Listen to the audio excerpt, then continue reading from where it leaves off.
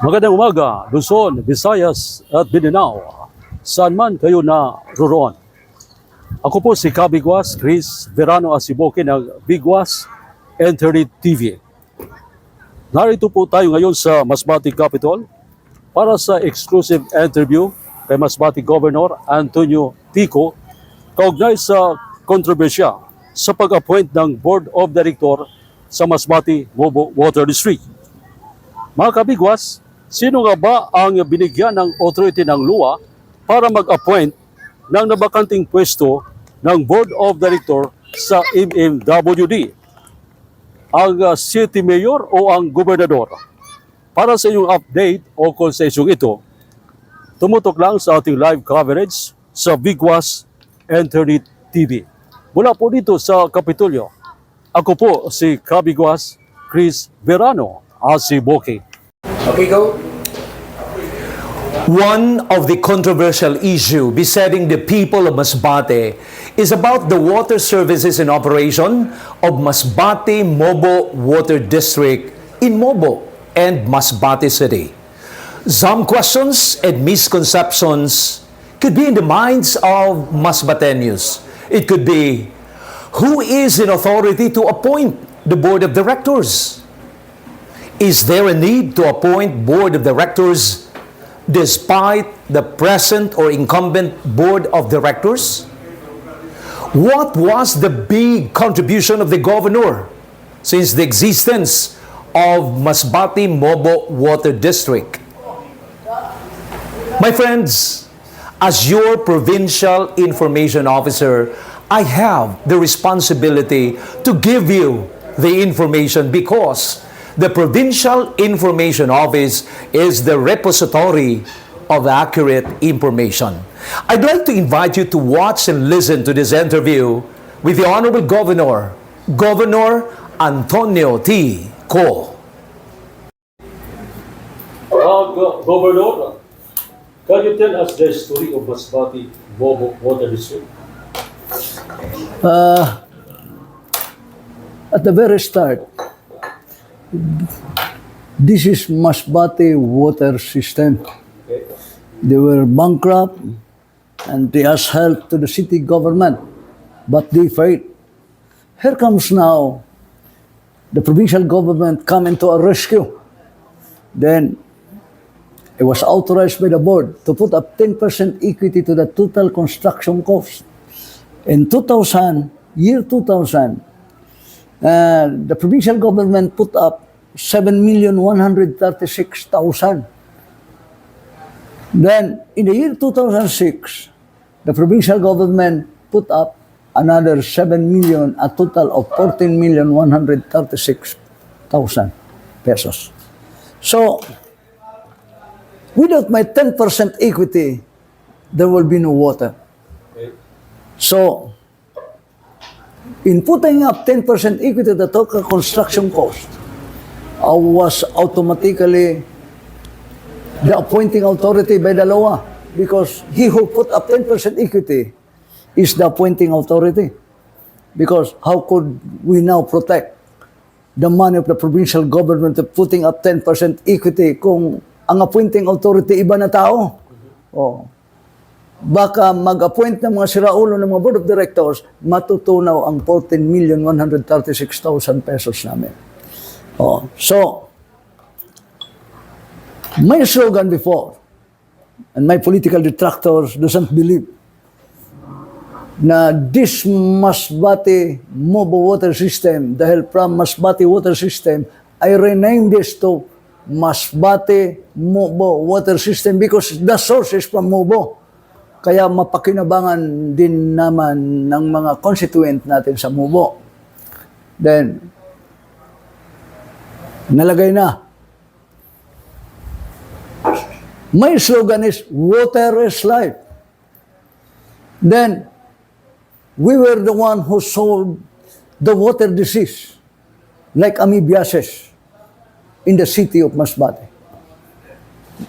Dahil if we have visitors,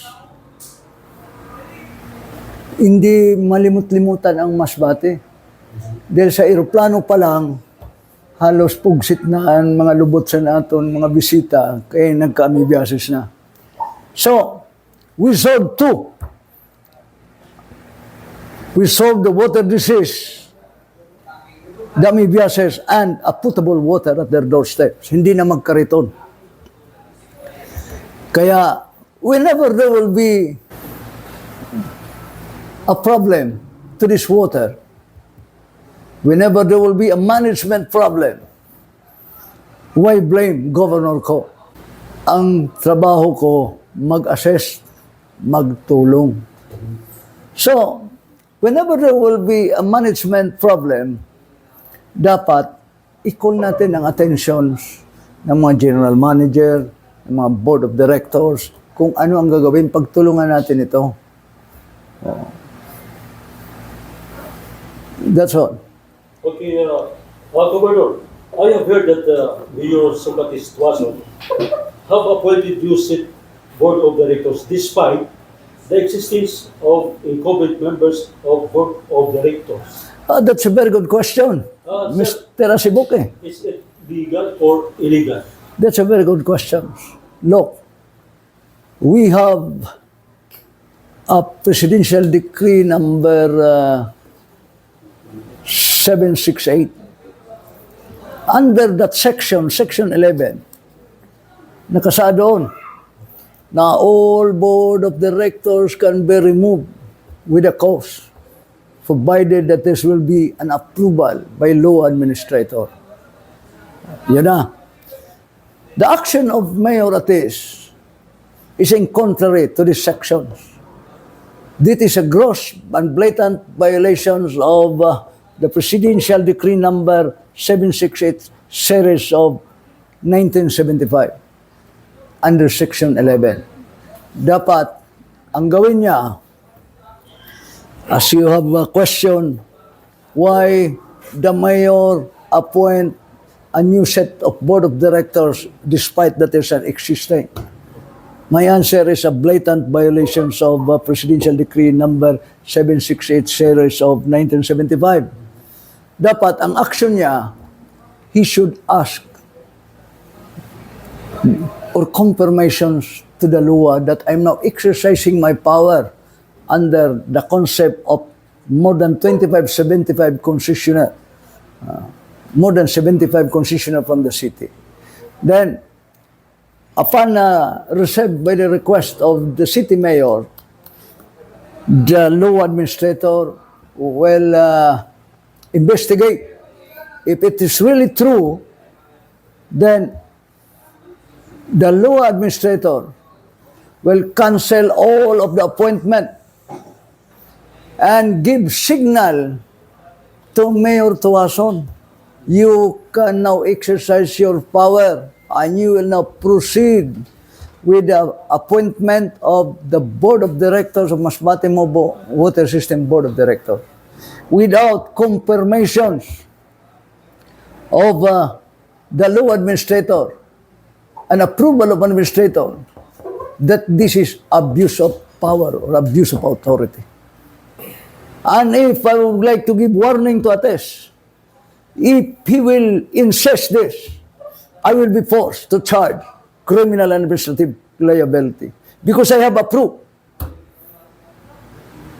Okay, Governor. Sir, is the controversy as to who will be the appointing authority in case of vacancy in the Board of Directors has already been resolved by LUWA through its administrator, Attorney Benjamin.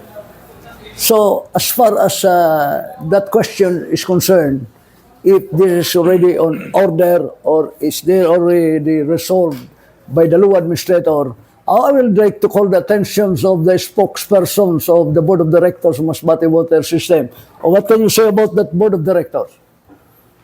Okay, thank you, Sir Governor.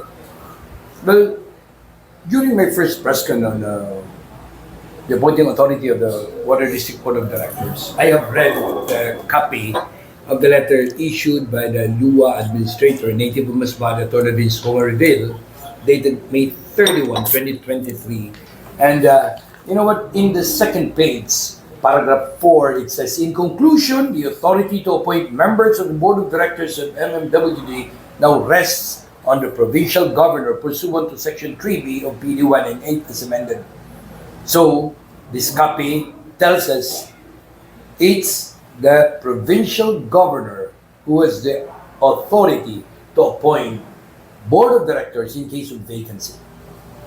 Okay, sir, there is a board resolution 006 series of 2022, dated April 25, 2022, about the insufficiency of water and rationing of water in every household. What happened to this resolution? Well, that resolution number 006 series of 2022, dated April, in the year 2022, was sponsored, was resolved by the board regarding the insufficiency of the rationing. And it was approved by the board, and the operations manager at the time already acted immediately upon the approval of the resolution. And with that, all new connections with the city and the MOBO were already suspended. That's all about the suspension of putting up new connections because of the insufficiency of water. And you know what? By the time that's April, dry season, there is a very low pressure of water in the city. That is why they have this. Now, the point here is there is another resolution, number 039, dated December of 2022, in action to the request of the Sangguniang Bayan members of the municipality of Mobo, trying to lift this suspension of new connections. And the board of directors, the general manager working on it, acted immediately on this. Because the 039 series of 2022, dated December, that's wet season, says, whereas based on the findings of MMWD Engineering and Construction Division, the existing MMWD infrastructure is capable of accommodating new water service connections without compromising the quality and reliability of water supply within the area. You know why they lifted the suspension sponsored by Ma'am Corazon Dae? Because at the time, the engineering department of MMWD, upon thorough investigation, noticed there is that high pressure water because Mobo is the source of water. And trying to calculate the distance from the source going to the city, we find it hard to give enough pressure. That is why in the city, it was suspended, but in Mobo, because of the request of the Sangguniang Bayan members, nagkaroon tayo ng mga bagong connections. Because those areas, even in Mobo, seen on high elevation and even in low elevations, because malapit sila sa source, kayang-kaya silang bigyan ng tubig without compromising the 7,000 concessionaires of the city of Masbate. Yun ay na-lift na suspension. Kaya nagkaroon tayo by month of February, March, and April ng panibagong connection sa munisipyo ng Mobo dahil nakita natin na kayang-kaya dahil malapit sila sa source, and hindi lang yan, doon napansin natin na may enough water ang source natin. But calculating the distance, mahirap, babagsak yung pressure pagdating sa city. Sacrifice Kaya 7,000. ayaw ng ating butihing gobernador na isakripisyo yung 7,000. Kaya pinagpatuloy yung suspension dito, doon ay pinagtuloy yung new connection sa municipality of Mobo. That's actually what happened with the 006. Na-lift siya ng 039 na board resolution ng Masbate-Mobo Water District. Ganun yung nangyari. Okay. Okay, I would like to address my question to GM Engineer. Sir, good morning. Being the newly installed general manager for almost 3 months. What changes have you introduced for a better operation of Masbate-Mobo Water District? Thank you for your question. As the general manager, I am implementing the resolutions made by our governing body, which is the Board of Directors. Now, with my knowledge in hydraulics, especially the Bernoulli's theorem, I partially resolved the issue in water shortage in normal weather condition. Take note, normal weather condition. In low elevated areas, it is almost 24 hours. And in longer hours naman, sa high elevated, compared before. But in my thorough study on our water system, it is originally designed for 4,000 concessionaires only. Insufficient na po siya for almost more than 10,000 na sa yan po, no? So, pagtulak po sa source, dito sa aton planta, sa Banyadero, sa Pinamalagikan, sa Mobo, sa reservoir niya, sa mga tangki na, hasta pagkanto sa mga linya naton, ang design po niya sana is only 4,000. Ano po? So, halos nag-triple na po siya niyan. In fact, ginran ko po ina siya sa hydraulic analysis ng EPANET na ginagamit natin pag-analyze sa mga pressures. Error na po ina siya na kadili na niya kaya basahon dahil sa pagkadina mutabo na ng mga connection na wala na nag-ari sa original design. So, what it is tingnan niya na, talagang error siya. But when we run the Mobo system only, nagkaigwa gihapon siya ng result na pwede pa kita magdagdag. Kasi nga, as what our spokesperson said, na apiki siya sa source. So, ang coefficient of friction na nagabawas sa pressure naton, so, jutay siya compared sa adi na sa city. Kaya, technically, talagang nagapasalamat ako sa ton suspension ni Ma'am Corazon Daep sa ton new connection dito sa city kasi gamay lang na pressure na madagdag naton sa low elevated areas talagang dako ang magiging epekto sa pressure sa ato sa taas. Ano po, usad na concessionaire madagdag mo sa Mobo, maapektuhan ng halos 20% na konsumidores. So, dili naton pwede po i-sacrifice na siya. Amo na po ang gusto ko na maintindihan sa naton mga concessionaires. Kita, to sum up all of those things, as far as our spokesperson, Board of Directors, Father Balwig is concerned, ibig sabihin niya rito, magandang puntos yun. Kung madagdagan ang pressure sa Masbate, madagdagan lang, for example, mga 100, ang 7,000 concessionaire mapiktuhan dahil ang pressure is very low. As far as ang sinabi sa General Manager, which is also correct, this design, dahil kaupod ako pag-design dyan this design is only up to 10 years. After 10 years, there's a need of an additional source of water. Na makonstruct natin para madagdagan ng mga concessionaire kaya parami ang tao. This design is only good for 10 years. So, brotherly request to Tatates or a matter of appeal. It's no longer a request.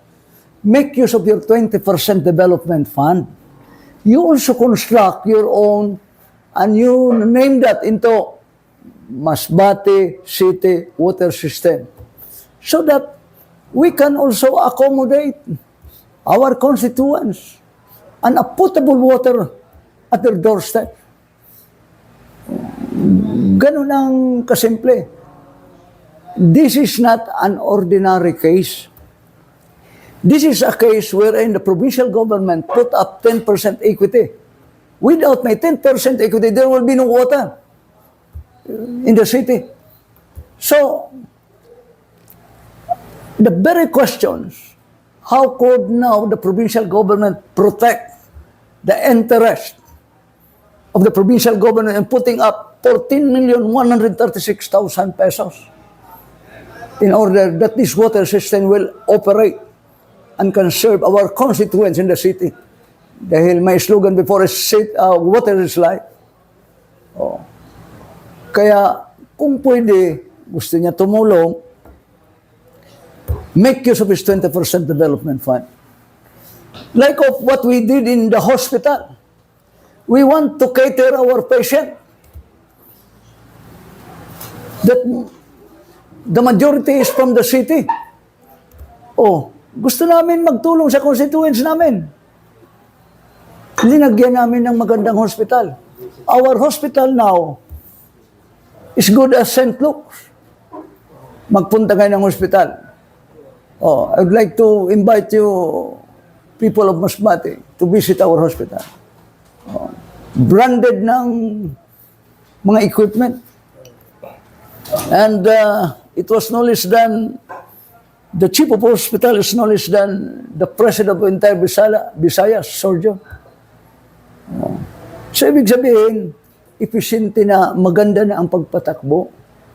So, if you, Mayor, want also to help our constituents in the city dahil nandito lahat ang siniserbihan ng hospital, you make use again to your 20% development fund and make you a name as Masbate City Hospital.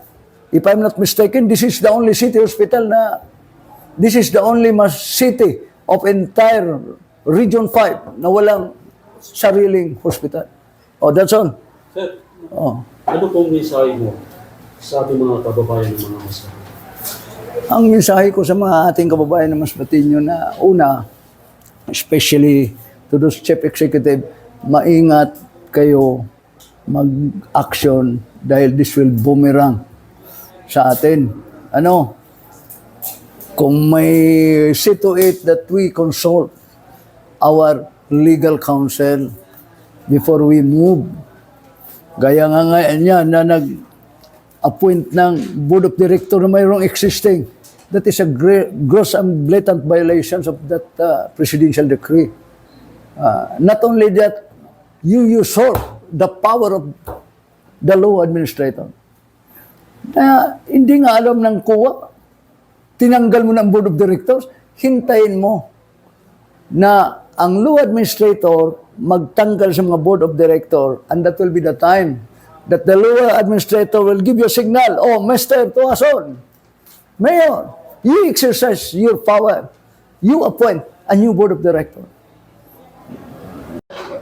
In addition to that, if he really wanted to be the appointing authority, simple as like this, he should return back the money to the provincial government at compounded interest per annum for more than 20 years. Yun ang ibigay niya. And of course, with the approval of Sangguniang Panlalawigan. Dahil any action to be made should be passed through the Sangguniang Panlalawigan. That's all. Thank you.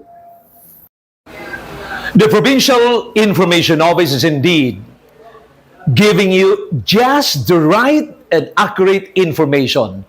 With this interview with the Provincial Governor, Honorable Governor Antonio T. Kho, issues and concerns about the services and operation of the Masbate water system would mean a clear understanding on the status and present situation of Masbate water system in Masbate.